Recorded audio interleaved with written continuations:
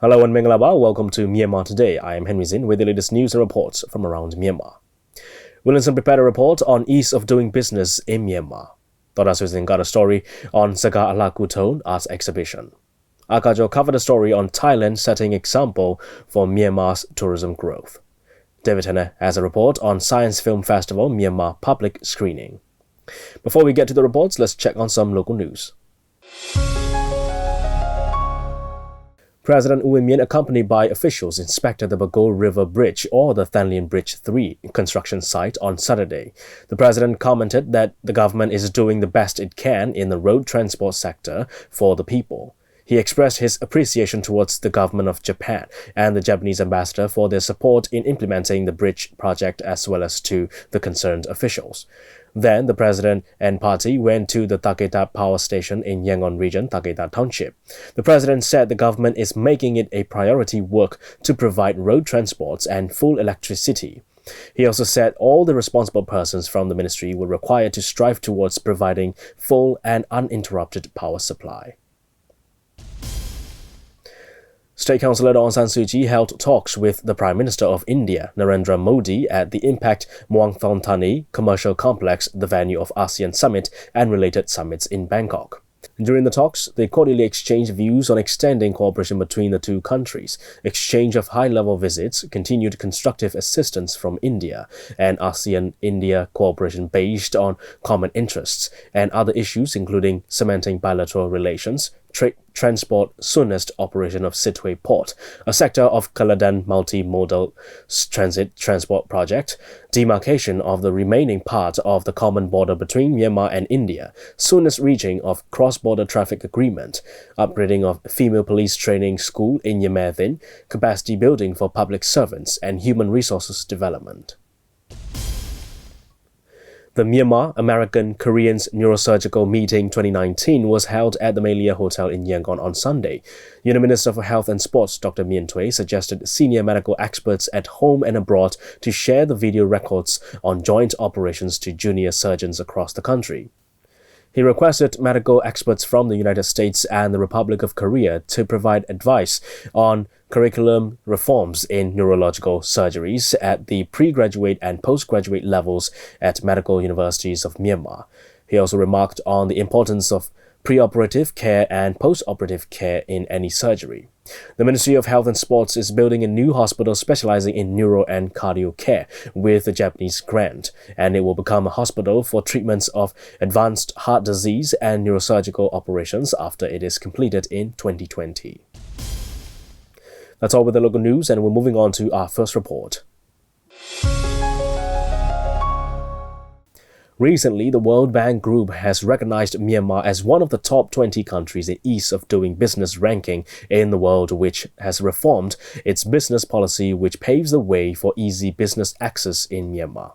Therefore, in order to celebrate this success, both the government and non-governmental organizations held 2020 business report saying that the two institutions must work even harder for the improvement of the economy of Myanmar. Williamson reports.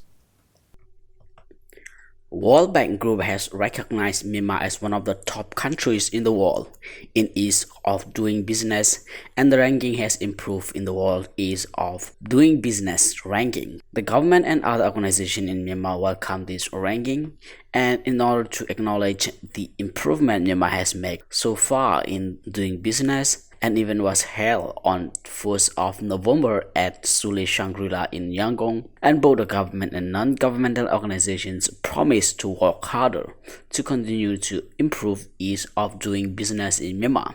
One of the main improved sectors in ease of doing business in Myanmar is starting a business, which has the highest score. Speaking at the event, H.E. U Min Sui, Vice President of Myanmar, said, doing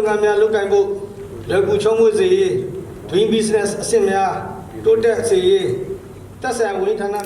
in improving ease of doing business in Myanmar, both the responsible persons from the government and other private organizations need to work together closely for the continuous improvement of the ranking.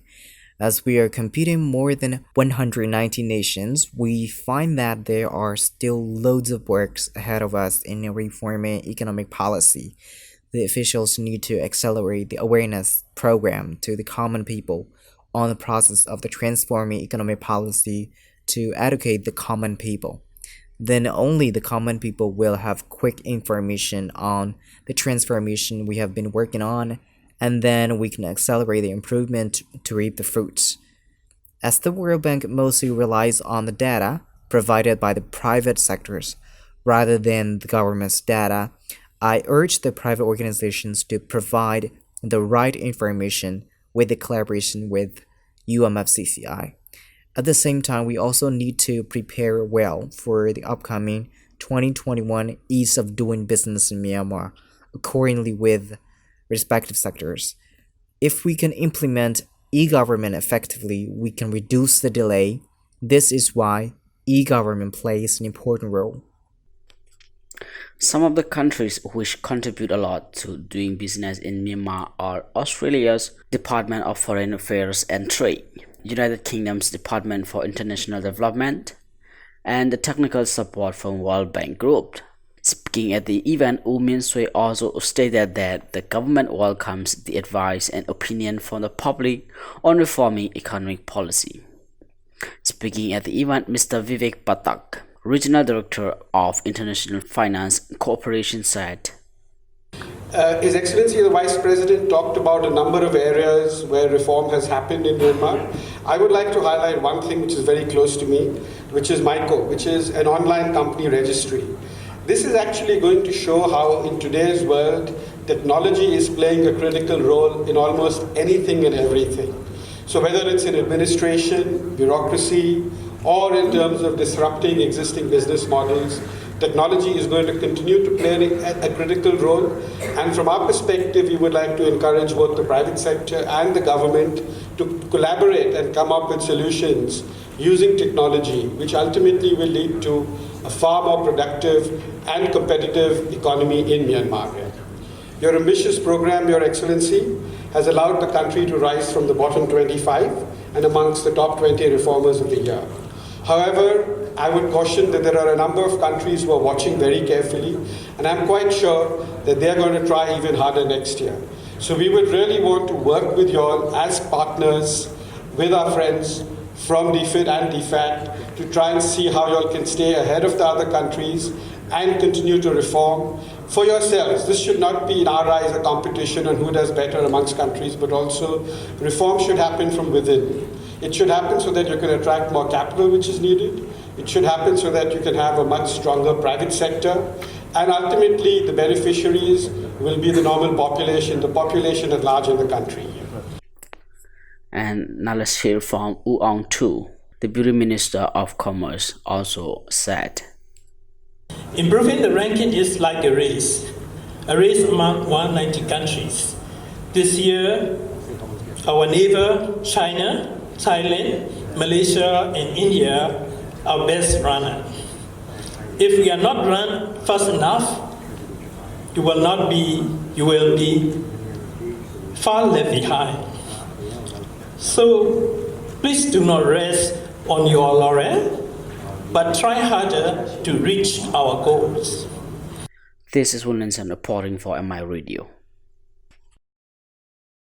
That's a report on ease of doing business in Myanmar. All right, we'll move on to weather forecast. In Yangon, there will be occasional morning rain and a thunderstorm, otherwise considerable cloudiness during the day, and there will be patchy clouds with a couple of showers late at night. The temperature throughout the day will be in the mid-30s, and there's 56% chance of rain for the day, with wind gusts at 17 km per hour. In Naypyidaw, there's partial sunshine with a thunderstorm in parts of the area in the afternoon, and it will be mainly cloudy with a shower or thunderstorm in spots at night.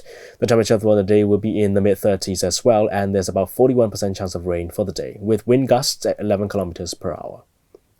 In Mandalay, there will be a morning thunderstorm, otherwise intervals of clouds and sunshine during the day, and there'll just be patchy clouds with a stray thunderstorm late at night. The temperature throughout the day will be in the mid-30s, and there's about 52% chance of rain for the day, with wind gusts at 11 km per hour. Stay with us, we have another report coming up, and then we'll check on the stocks and currency exchange rates.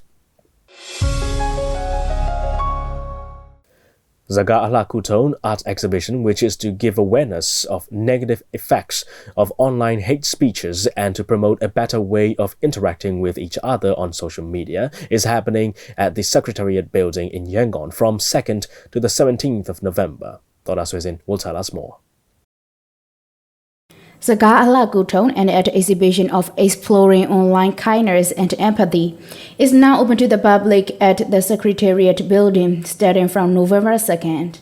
Including a wide range of mediums, Sagar Ahla Kuhtone is operated with the aim of giving awareness of the negative effects of hate speeches on social media, which becomes one of the serious issues along with the improvement and penetration of social media. This project, Sagar Ahla Kuhtone, is jointly presented by Piensa Rasa, La Frankie, and Facebook.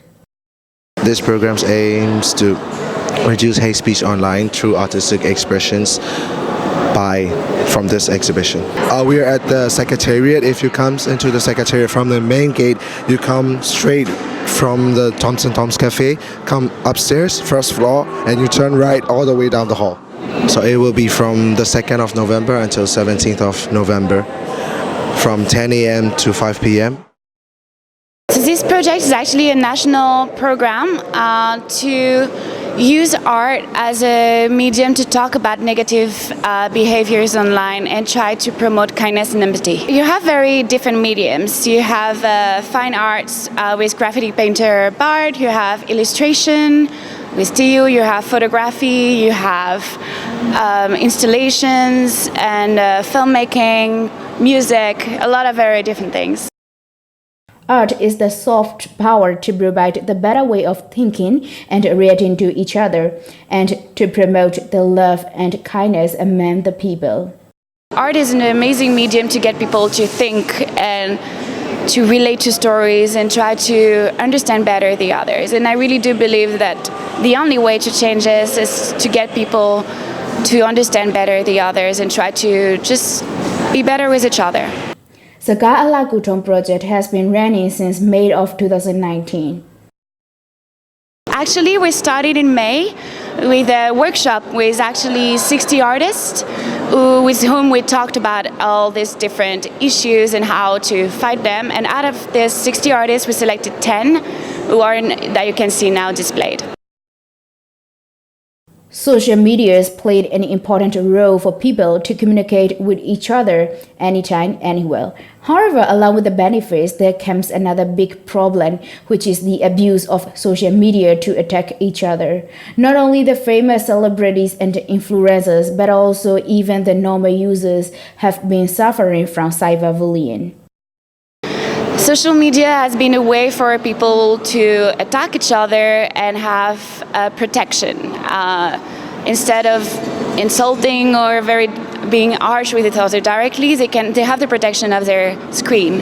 So this, of course, this is something that we should all try to change together. And the only way we can change it is to change the way we behave, the way we react to some comments, the way we react to things that we actually don't like. And this exhibition is a way all of the artists try to tell their own stories and how they feel about cyberbullying, about attacking someone behind your screen, and how to basically trying to be nicer to each other and live together better in Myanmar. The organizer expects that this exhibition can somehow bring the changes in behaviors of people when using social media and have more attention not to attack each other and to react in nicer ways. So actually the observers can learn a lot of things from this exhibition. The first thing they could learn about how to be positive online, so how to create a positive vibe. So whatever you got hate comments or hate speech, you can reply or respond to them with positive feedback. So the other major important thing that you can learn a lot from this exhibition is how to behave on social media when it comes to hate speech. So basically a lot of the artworks will give you the self-reflection of what you should do and what you should not do. The exhibition will be run from 2nd to 17th November with different activities at the Secretariat building without entrance fee. That's all about Sagar, Ahla, Kuhtone at exhibition. This is Dora Switson from MI Radio. That's a report on Sagar, Ahla, Kuhtone art exhibition. And here we have the information on currency rates from Myanmar Central Bank. $1 is at 1,522 Jats. 1 Chinese renminbi is at 216 Jats. 1 euro is at 1,698 Jats. 1 pound sterling is at 1,972 Jats. 1 Singapore dollar is at 1,120 Jats. 1 Malaysian ringgit is at 365 Jats. 1 Thai baht is at 50 Jats, and the Indian rupee is at 21 Jats. Gold is trading at $1,512. Silver is at $18, and Brent crude oil is at $55. On the Yangon Stock Exchange, FMI is at 11,500. MTSH is at 3,900. MCB is at 8,200. FPB is at 23,500. TMH is at 3,000. You're with MI Radio's Myanmar Today. You can log on to our website at miradio.com.mm and catch other great programs live on the website. We're also running on FM 96.1 in Yangon, 96.5 in Manali, and 96.7 in Naypyidaw. Or simply download our app so you can listen to our radio programs on the go. Well, we have more reports for you, and we're not going to keep you waiting, so let's get down to it. Yangon Region Minister for Rakhine Ethnic Affairs, Uzo A. Mount, said that the neighboring Thailand sets a good example for Myanmar in tourism growth. He commented on the country's tourism growth in comparison to that of other countries. For more on the opinions and suggestions from Thailand Embassy for Myanmar's tourism growth, we'll have a listen to Akajo's report. Yangon Region Minister for Rakhine Ethnic Affairs, Uzo A. Mount, said that neighboring Thailand sets a good example for Myanmar tourism growth. Thailand raked in $54 billion from the tourism sector in 2018. Thailand is actively promoting the tourism with tourism shows and campaigns. The experts and high-ranking officials from Myanmar, Thailand, India, and Italy gathered at the opening ceremony of Myan Food 2019 and Myan Hotel 2019 Expo at Fortune Plaza on Thursday. Yangon Region Minister for Rakhine Ethnic Affairs, Uzo A. Mount, said, Tourism sector is crucial for the country's GDP. Tourism has expanded into many parts. There's food-related tourism and many other forms of tourism. Nowadays, the income Thailand generates from tourism sector tops the list in the income source. The government in countries like Germany and America support the tourism sector. The promotion strategy is important. For example, Thailand is a good neighboring example. He also added that last year, Tourism Ministry returned the fund to the government without utilizing it. He stressed that it is important to allocate the budget properly to make income out of it. According to the Myanmar Tourism Master Plan, Myanmar targets for about 7 million tourist arrivals in 2020. However, with the slow growth the sector is facing, reaching the set target is still a long way to achieved. The insufficient spending on the sector's growth is one contributing factor. Thailand generated $54 billion from a total of international arrivals of 31.25 million in January to October 2019. Commercial Minister Councillor, Assistant Professor Mr. Thanawut Naigawit from Royal Thai Embassy gave his perspective and suggestion for the tourism growth in Myanmar. A lot of tourists from Thailand and also Thai people are very fond of visiting pagodas in Myanmar. Our Thai government also welcomes the development of tourism industry in Myanmar. Many people want to visit Myanmar, their neighbor country. Moreover, in the last year, there is a good relationship between Myanmar and Thailand, not only in bilateral economic cooperation, but also in promoting tourism industry. Because of these benefits in the previous few years, we are really happy to get the strong relationship with Myanmar. As in the same situations, Thailand also received a major income from tourism industry, and we also held the campaigns like Amazing Thailand and Grand Sales to promote tourism industry and international tourists. And international tourists also become increasingly aware of Thailand. Because of this expo, the income from tourism may double to triple. Tourists also visit in their favorable travel package. So for me to give you my advice, I would like Myanmar to hold like amazing Myanmar Tourism Expo. Then the world will know Myanmar is rich in natural resources, great and beautiful landscapes, and hospitable people. Through these campaigns, Myanmar tourism income could double. This is Agajo reporting for Myanmar International Radio. That's a report on Thailand setting example for Myanmar's tourism growth. Well, here's the last report on Science Film Festival Myanmar public screening. The Science Film Festival Myanmar public screening was held at Kuhtone Institute, Myanmar on Saturday. It was organized by Science Film Festival team in collaboration with the Kuhtone Institute, Myanmar. The festival's theme for this year is Humboldt and the Web of Life. David Henry has the details.